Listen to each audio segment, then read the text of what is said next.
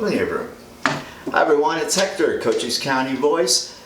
At my Benson kitchen table today, another special guest, a candidate for LD19, Arizona's legislative district, Cheryl Caswell. She is challenging in the primary for the Republican seat. So I'm going to have her introduce herself, tell you guys a little bit about where she came from generally. We're going to try to keep that one short because there's a lot to talk about. This is a very active race and an important one, and it could really change, I think, the representation that we get from that district. And so let's get started. Cheryl? Good morning. Well, good morning. Thank you for coming. Thank you for inviting me, sir. So tell me a little bit about yourself, just where you're from, and eventually how you ended up here in the area, or in southeastern Arizona. Yes. My mother was a teenage mother. I'm a coal miner's granddaughter, so she came from the Appalachian Mountains, met my father in Chicago at a very young age. He was a locomotive engineer. He proposed to her at Buckingham Fountain there in Chicago, and after my birth, as the oldest of 4 girls, we moved out to the suburbs of Chicago. There I was raised as a Catholic and went to Glenbard East High School. I actually took care of my very ill mother and did not finish school, went right to working to help my family, finished with a GED.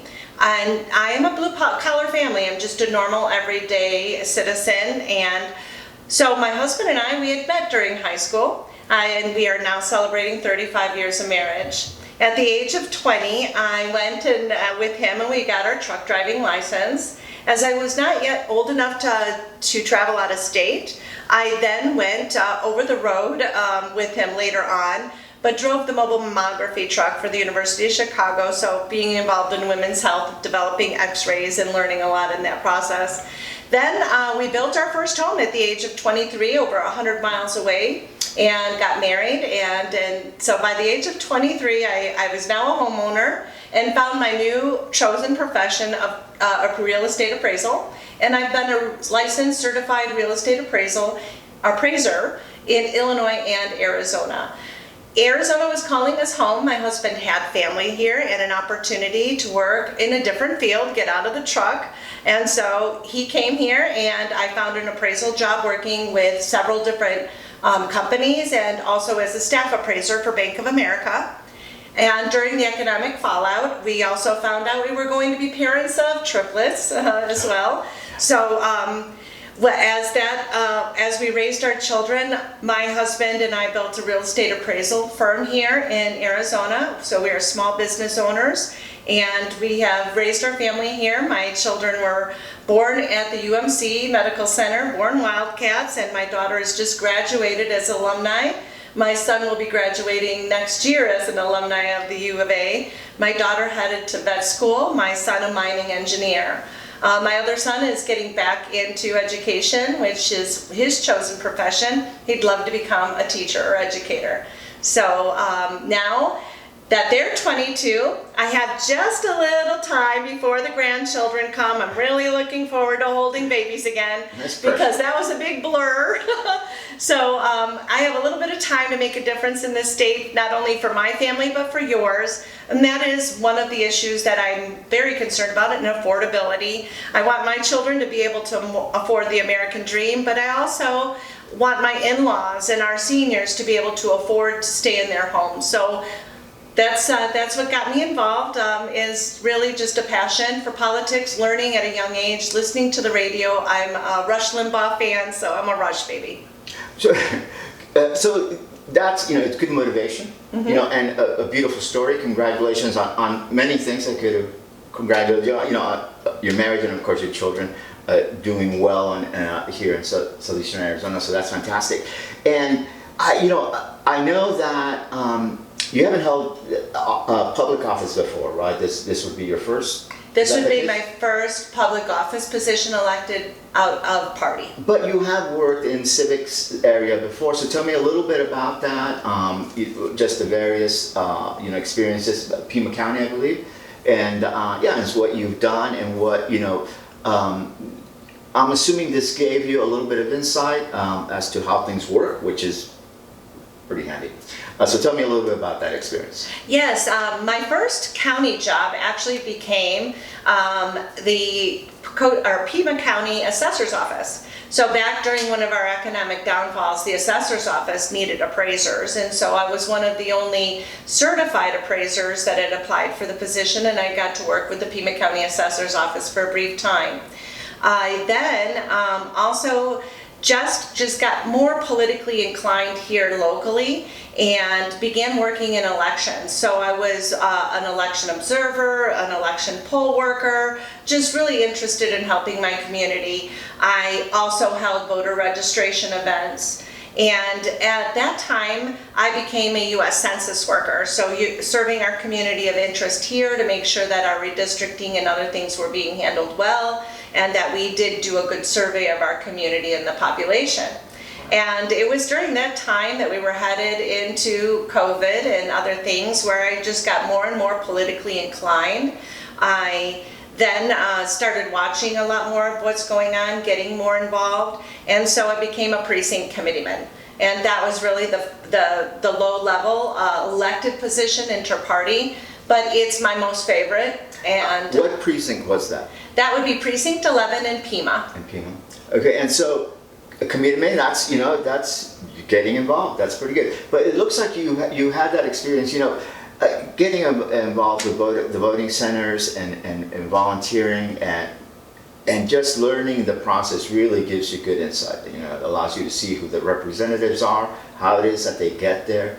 And, we kind of rely a lot on volunteers to kind of do a lot of that work. So thank you for doing that and stepping up there. So that does set you up, with some experience there.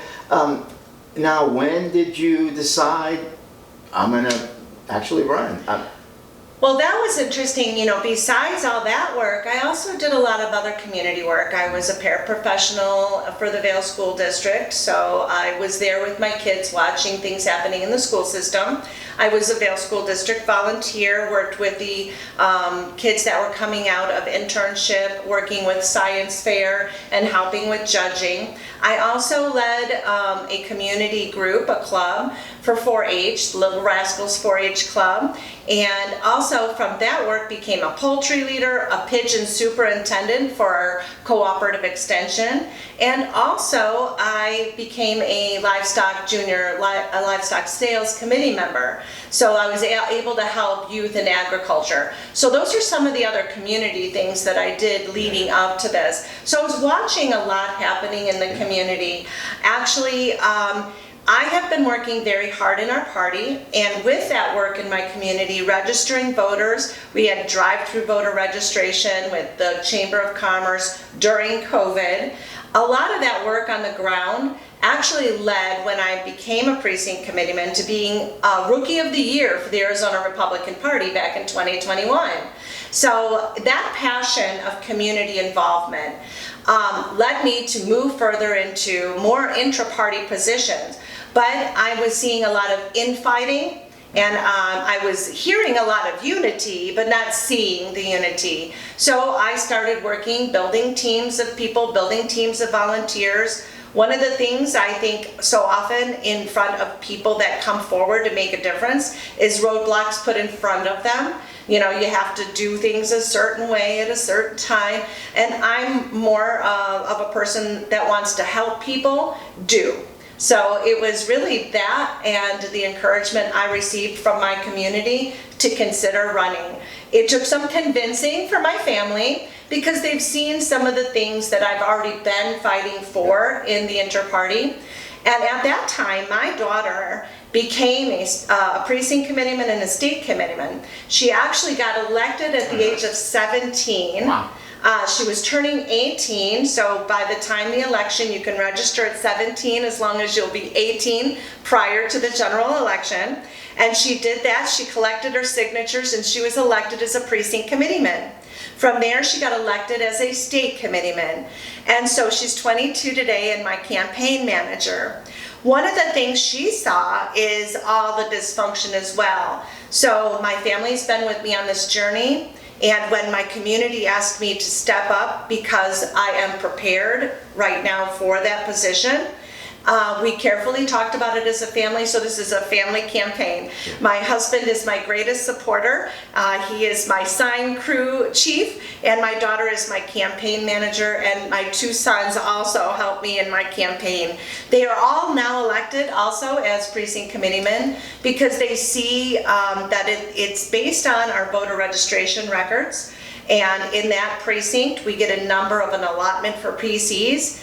PCs are considered the constituent services for the Republican Party, and we're supposed to be representing our voters in our precinct, and that's one of the things I love to do, is to teach people to do that. So naturally that just led me to be prepared, having some things already in my background. This was the time to make that jump into being a candidate, and it's been a challenge. It's been exciting, but it's a good time for me and my family. I can dedicate myself to this position at the moment and to my community before the grandchildren arrive. I like the way you're putting that pressure on. Seriously. Right. I mean, I need babies. I tried convincing my sister, 12 years younger, to have more, but she said... They probably want you to get elected to keep you a little busy. No, that's great. You know, this is what happens when hardly anyone decides to run in a vacuum. You know what I mean? When community sees who you are, what you're doing, and it's a logical step to go into. They ask you, they like your family did, and like your friends, supporters did, and it looks like you had been building those coalitions, and so that's very helpful. You've been actually at the campaigning for quite a while, and that's a pretty good length. Typically races, people don't campaign for that length. So it sounds like you're pretty serious about mounting this challenge. And so let's say that you are. We'll jump ahead and then we'll backtrack. But let's say that you do get past this primary, and that you are one of there's going to be two members of the Republican Party represented, right? Yes, on the general election ballot. Yes. Right. So on the 21st, someone will decide. So let's say that you get past that. Tell me a little bit about your priorities. This is, a legislative job. This is where you get to, come up with rules. You get to come up with programs. It's a pretty powerful position. So tell me a little bit about your priorities. Well, one being youth. I'm interested in education, so I'd be interested in being involved in the education committee. I support school choice. Our rural communities really benefit. I've seen a lot of great things happening with homeschools having more resources now, that they can now participate in a lot more things available to them, and especially in our rural community. We already have broadband issues, so it's nice to see that. My children and I are a product of the public schools. My children excelled and did really well. All three of my children graduated and received a full scholarship from the University of Arizona. They really worked hard. Vail School District really has some great programs, but it takes active parenting behind that, and not all of our families are able to contribute that time.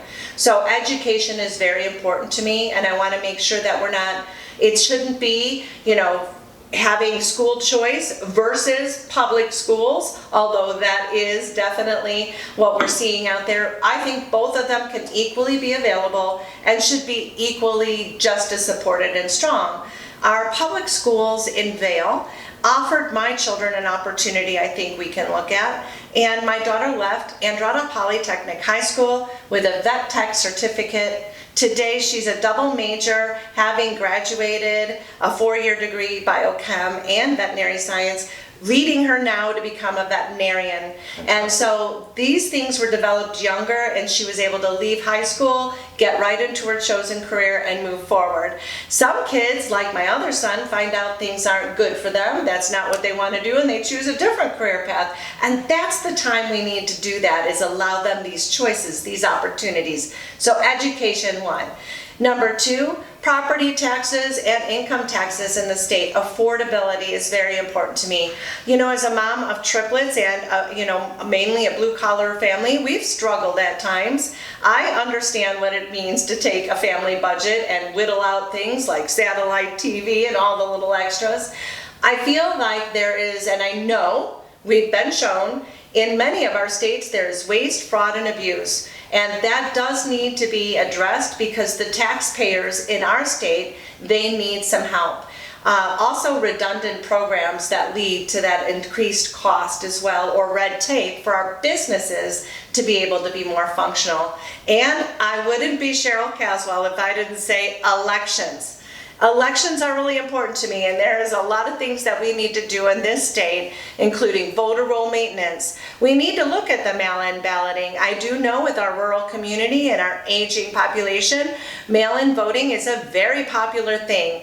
But in the times that I remember, a no-excuse mail-in balloting has created some interesting issues for us as a community. So we'll need to work on those election integrity issues.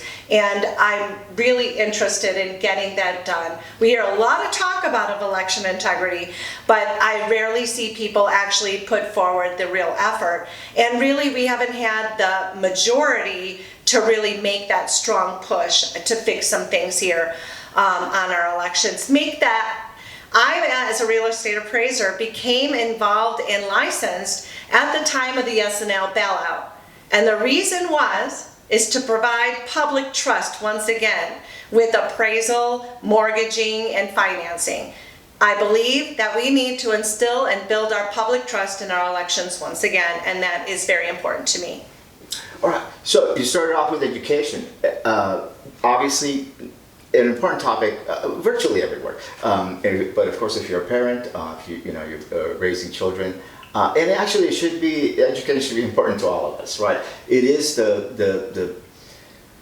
really the groundwork of our adult children, and it should be it should provide for everyone. But all right, so you're right. I mean, what you've said about education, we have moved into a situation where we're being asked to make these choices that seem opposed to each other, but the reality, I think, that a hybrid may be the better solution, because we do take good advantage of homeschooling out in the county, and through technology, and really, I got to say, not just technology, but through the advocacy of our own education superintendents from our schools and from the county.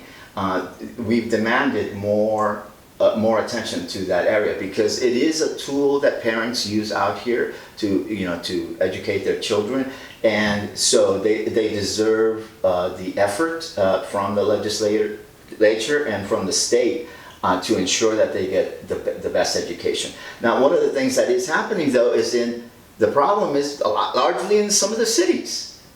It's in the cities where we see a lot of misuse of those funds that are intended, to help people.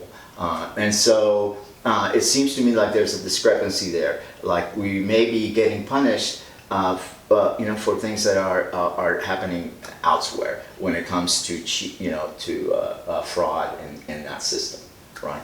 In the voucher system.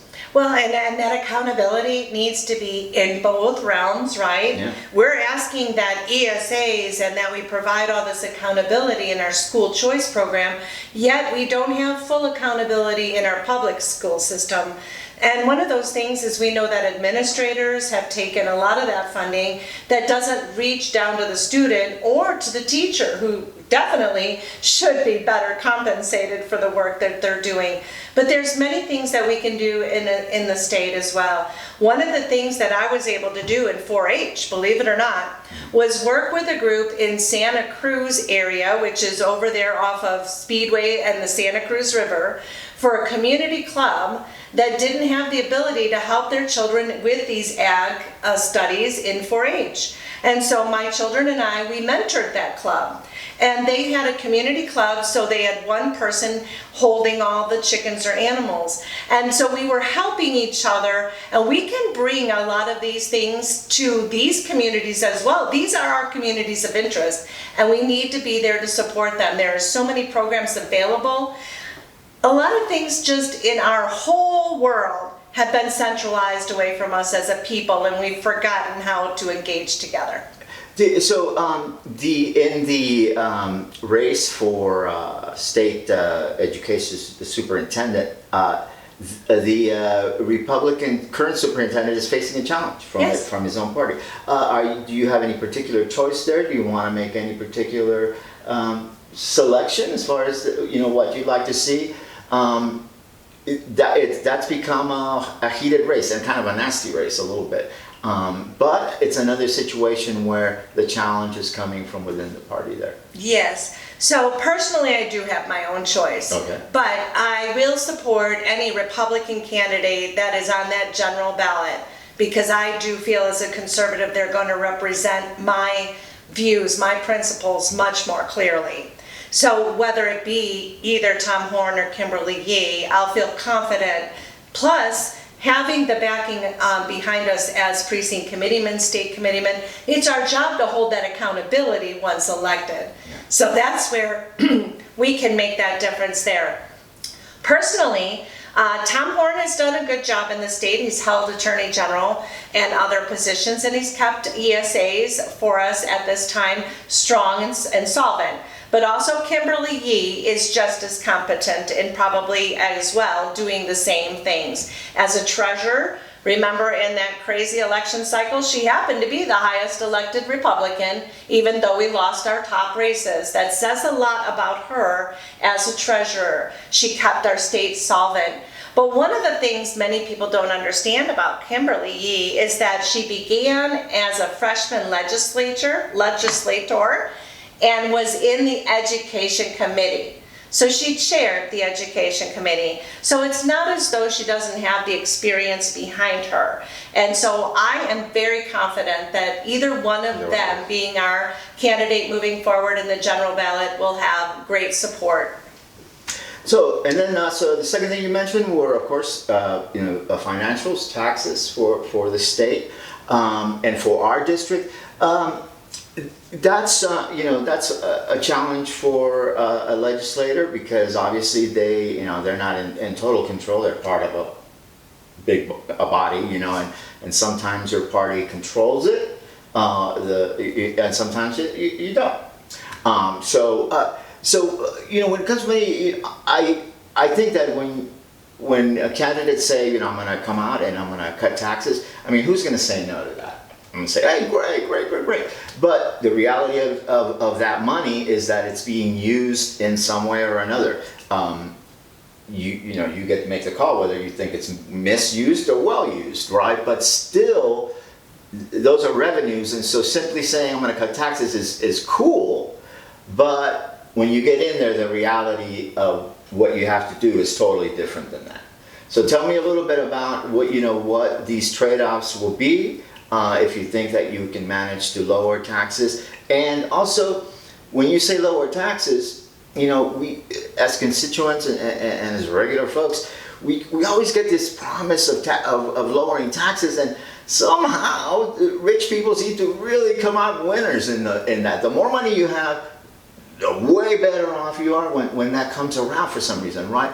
And when I hear people say, well, we're going to cut taxes, I always wonder, you mean taxes for me, or you're just going to cut taxes and there's going to be this, bulk of savings, but the regular folks don't really see it or feel it or anything, you know what I mean? So it's a cool promise to make, but so tell me a little bit about that. Tell me a little bit how you make those, those tough, because you have to make tough decisions. If you're going in to cut without generating more, then what's the trade-off? What do you cut? Yes, so right now I want to revisit back to the flat tax. Arizona has a flat tax, and with our flat tax, we've been seeing our income doing very, very well. So I'm grateful that we are a flat tax state, but I think we can do better. In fact, I think we can be one of those favored states by having an income tax, no longer having an income favored tax. by who? Like Texas and others for businesses. Oh, okay, like and others, but also for the families, because when you have a no income tax state, then the families are faring better as well. But businesses will come because the workers will do better, be able to have more affordability, be able to spend that extra money on their homes and the things that are actually constantly increasing in value.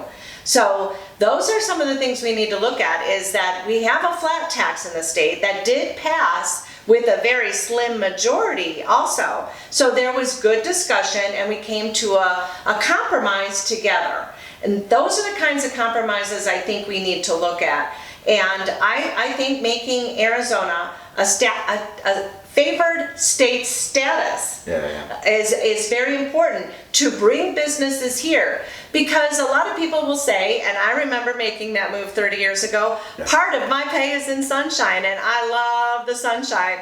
But actually, sunshine is not going to put food on the table or gas in the tank. So we really need to work on those issues, and they're going to be tough discussions. One of the things we need to do is move to a more majority status so that we can have clearer conversations and not have to have the sausage making and deal making. You know, even this year after the budget being voted upon, and we had the ESA issues, we had the military ESA attaching, and then we had this new budget, and everybody wanted to be called back into session, and a little bit of argument about that. And that was a deal cut around the budget. And so that is very important and a great point that you raised. These will be difficult discussions. These will be the challenges that we face. But it also is in the manner that you set forth and sit down, that we start from a foundation of agreement, and then we can work into those more difficult areas. Because people still have expectations. I mean, you know, like I said, you know, cutting is good, the reduction and efficiency is great. You know, nobody is going to complain about that. But folks just still have the expectation of, you know, roads being built and new hospitals coming along and you know, power lines and infrastructure and all of those things. And they're dependent, in many ways dependent on the government to bring those about. Are you saying we got to get used to people not depending on those things from the government? Or is there a way to bring that about, you know, in an equitable way? I think there's a way to bring that about, and also look at everything. So as a real estate appraiser, we actually had a big change just recently where we had our own board of appraisal here at the state level. That was a whole administration. It had to have a whole bunch of appointed people there that would mitigate the issues that arose from property value things and problems that happen. And so that whole administration, that whole board has been rolled in to now Arizona's Department of Federal Institutions. So this is type of redundancy and red tape that we need to look at so we can reduce that, which will reduce the overall income taxes and taxes that are needed. I've worked in the Pima County Assessor's Office, and my role as an assessor's appraiser is based on IRS.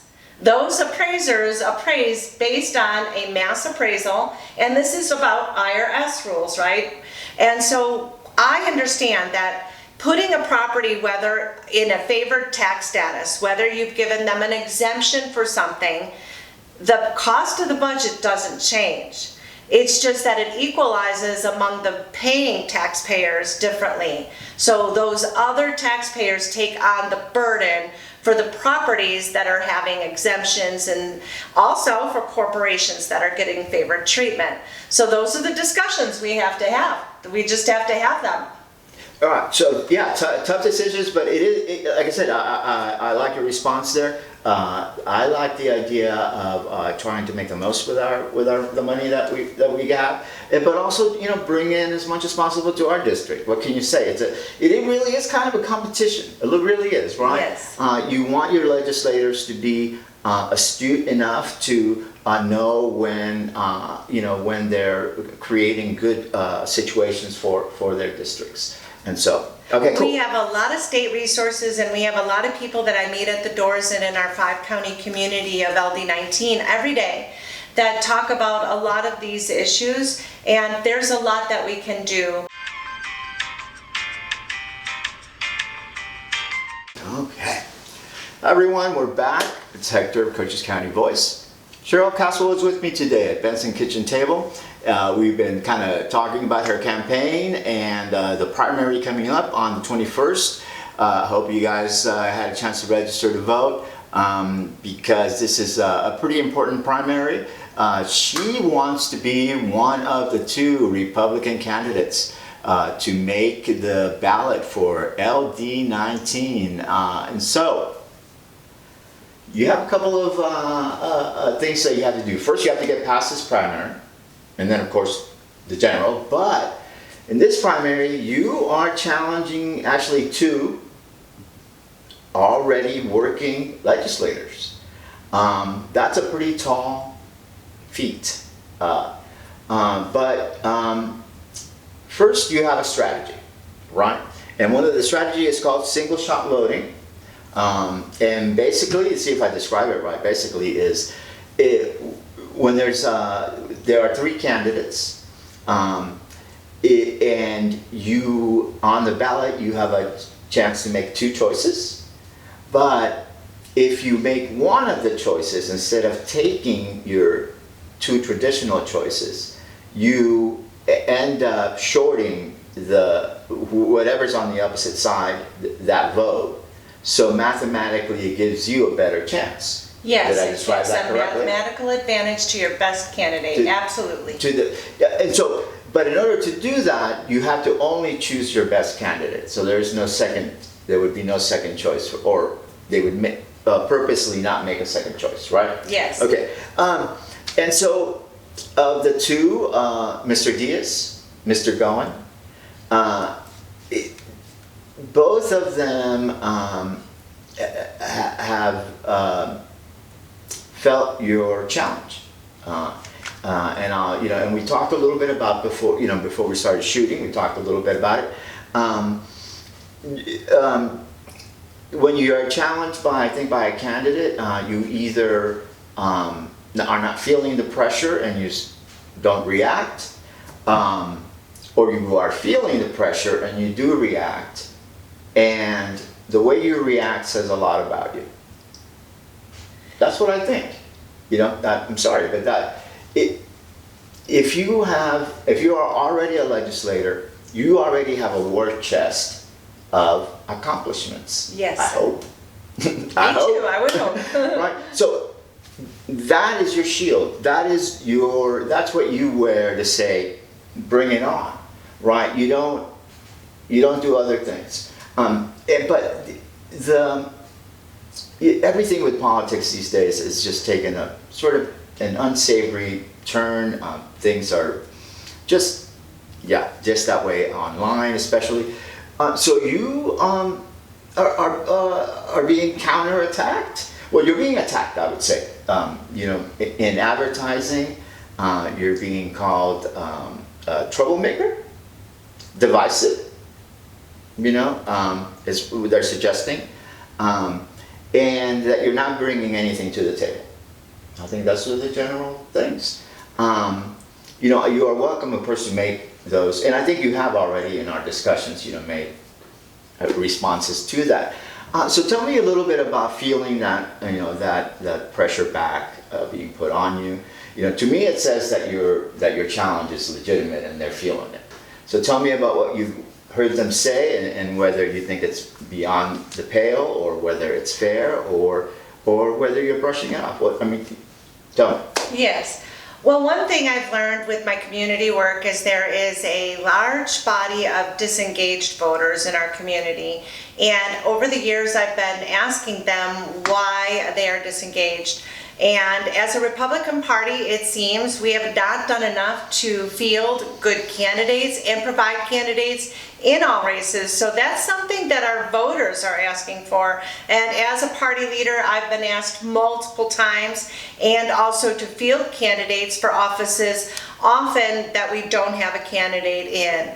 So that is something that our community wants to see, because it gives them an opportunity then to look at the best candidates out there in the field, and that competition of ideas should bring forward the best candidates for our voters. And so that's number one. Number two is also that's a little bit of accountability. As an elected official, we should never feel that we are so safe and so comfortable in our positions that we will never see that challenge in a primary. In fact, our voters ask people to come forward as candidates because they're unhappy with what they're seeing out there, and they're unhappy with their representation. So there's a reason why a challenge is mounted. I did not ask for a challenge. Actually, I filed for an open seat back in February of 2025. And so yes, 18 months on the campaign trail. It was an open seat at the time. In fact, our incumbent, Lupe Diaz, had filed for the Senate. Right. So 4 days after filing, that's when they took on the challenge. And I am prepared for that challenge. I entered the race because I had a passion and I have a personal mission. You know, I want to make things better for my family and for your family and our community of interest, which I've been serving for quite some time now. So it was not that I sought a challenge, but once a challenge was mounted, I am not one to stand down or back away. I know that many people want to give me labels or call me names, and it just reminds me of one of my mentors being our current president. You know, we've heard a lot said about him as well. So I remember that day. I remember that day of my president almost taking a shot to the head and his fight. But I remember Charlie Kirk as well. And I think that this kind of talk is very divisive, and it's really pushing voters further away. So in a single shot strategy, I want to make sure that I can represent you at the state capitol, and with having a strong incumbency that does not recognize term limits by flipping seats constantly, to avoid term limiting, I think it's time now that we put up a candidate that is a candidate that has been working out here and is prepared to work for you. I have a concern. We have aging legislators, and I don't see a lot of new and up and rising potential candidates for our future. So one of the things that probably gets me labeled as a troublemaker is educating and empowering voters and empowering everyday citizens. And so my campaign is also a message to all of you. You can also become a candidate. You can step forward if you have a passion and you have a desire. Then there is a place for you in a campaign as well. So I want to encourage everyday citizens. And so part of my campaign is also to provide that encouragement so that we can field great candidates for our future. Yeah, and there are a lot of positions actually available for volunteers to learn, exactly how the parties work, the voting system, for example, another great place to volunteer. And so there are a lot of places where you can start to gain that experience and get a little bit of confidence, and also get to know who the players are. I think a lot of the folks that are in our political system tend to be around for a while, so they are the same names. Well, I'm glad you responded to those challenges. I don't think that and again, we've spoken a little bit earlier, but I don't think those happen in a vacuum. If everyone was completely satisfied with the performance of their legislators, then you would have no impact. People would say, I don't need you because I'm happy with what I'm. But clearly, just from the reception that you're getting, and from their response. From the dignity of their response, you're clearly putting a little bit of heat on there, and they don't want that situation interrupted. for whatever reasons, whether it's politics or where they feel, ideally they would bring forth a response, again, that's more dignified than just accusations, just basically letting us know why they're the better candidate. So, I encourage you to keep going, obviously, and this is going to be exciting, and I hope that if you do make it past this first, you'll come back and you'll talk to us a little bit more, because then you'll have a different kind of challenge. Yes. And then that becomes a more general, open, race. And then, of course, we get this part of it out of the way, and we'll know who, clearly, who's going to represent us. And then, like I said, I want to also, I'm going to offer the other candidates a chance to speak, to come here if they like, or, I'll meet them anywhere, or any way, that they want to respond. So this is not a paid interview, by the way, right? Just make sure that everybody knows that. And I was not provided questions in advance. No questions in advance, because what we want to do is we want to create a conversation here. We don't want to judge these candidates, for personal reasons. Believe me, I've got plenty of opinions, but that's not the idea. What we want to do is we want to present their ideas to you, have you see what's available, and then make up your mind. I am excited that there's a challenge, because I think that, like the candidate here has said, we need to create newer generations. And look, if her challenge and her ideas are not worthy of the vote, or not good enough, then we're going to let the voters find out, and they're going to let us know. And again, but our effort here is just to present, to present you. So there's going to be a time to be critical, because if you do get that job, believe me, we're going to expect some results. Absolutely.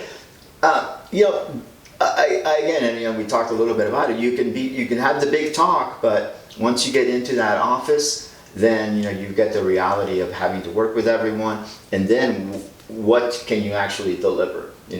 And so I encourage those other candidates to reach out to us. So I appreciate it. So what I'm going to do now is I'm going to give you a chance to give that elevator speech. A couple of minutes of why people should get out to the polls, why they should pull the trigger for you. Explain your strategy again if you'd like. But yeah, invite folks out to vote for you. Let's hear it. Thank you. My name is Cheryl Caswell, and I am your candidate for Arizona State Representative for State House of District 19. It is a passion and a mission of mine to run and help our state become a favored state in this nation. I want to make Arizona great again, and I am here because I am Arizona first. I have worked many years in the inter-party, and I have seen many things and experienced many things that have brought me a lot of experience in this field. I've worked as your election integrity commissioner in Pima County. I've worked as a census enumerator. I am a vote center inspector. And so I have a lot of experience to bring to the table, new, fresh ideas as well.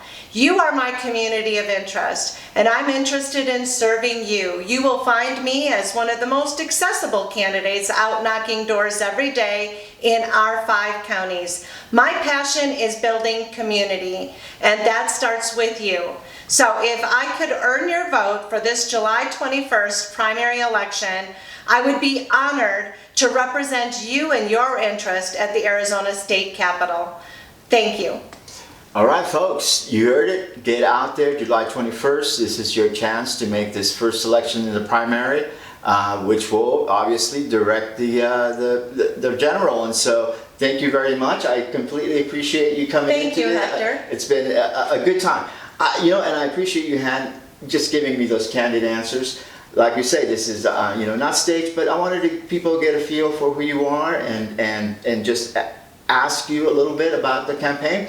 You've been at it a long time, so I know that the information is out there, and we're going to post that the website, where people can go read that. And of course, we'll do a little bit of write-up as we do with these videos. I can't resist it. I have to write I like video too, but anyway, thank you very much, folks. This is another installment of Benson Kitchen Table. I hope you enjoyed it. Get out and vote.